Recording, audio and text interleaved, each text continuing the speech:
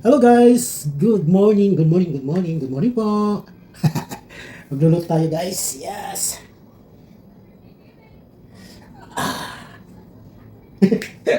Good morning, good morning, good morning po! Luluto tayo, yes! Luluto tayo. Kita ko sa inyo yung lulutuin ko. Yeah, yan. Magluluto tayo ng chicken. Yan o. Luluto natin sa air fryer, ayan o. Chicken wings. Kita ba mga kaibigan na yan? Chicken wings. Punong-puno. Try natin magluto dito ng chicken wings. Ayan o.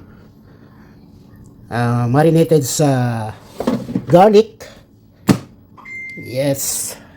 Dito tayo sa air fryer. Gagamitin natin si Kuya Wilson. Yes. Ayan mga kaibigan. Pero nagluluto pa ako ng kanin. Ayan o. Preheat lang natin yung bahaw na kanin. Pinainit lang natin. Ayan. Nilagyan natin ng konting tubig. Tapos, pinainit natin. Ayan siya. Oh, di ba? Parang fresh na bagong luto ulit. Ayan mga kaibigan. Yes!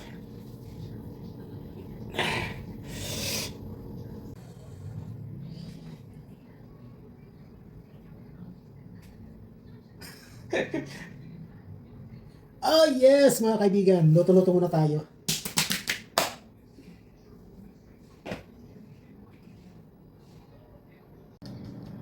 So, ito mga kaibigan, sinet natin sa 200 degrees. And then, sinet natin sa 20 minutes muna. Tingnan natin kung hanggang saan siya pwedeng maluto ng 20 minutes. Dito sa air fryer ang chicken wings natin. Okay, mamaya check natin. Diyan muna kayo mga kaibigan. Okay, see you later. Okay, see you later.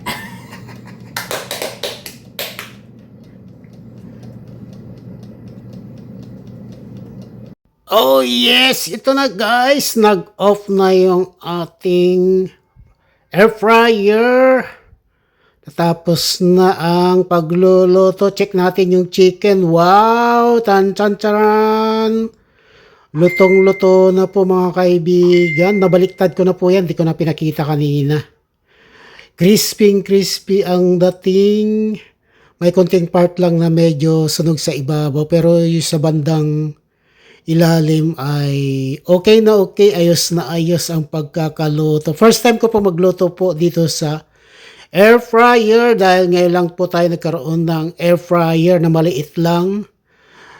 Si Kuya Wilson, nabili natin sa Divisoria, 4.5 liters. Tamang-tama lang po. Hindi po siya masyadong malaki. Kasyang-kasya na po ng isang buong manok kung magpa-fried chicken po tayo dito. Pwede rin isang ulo ng baboy. Diba? Sarap pala dito magluto. Ang ganda-ganda. Salang-sala yung mga oils. Kaya maganda ang magkaroon pala ng air fryer. Yes, that's right. Thank you so much, Lord. Mayroon na tayong air fryer. Thank you so much for watching. Bye-bye.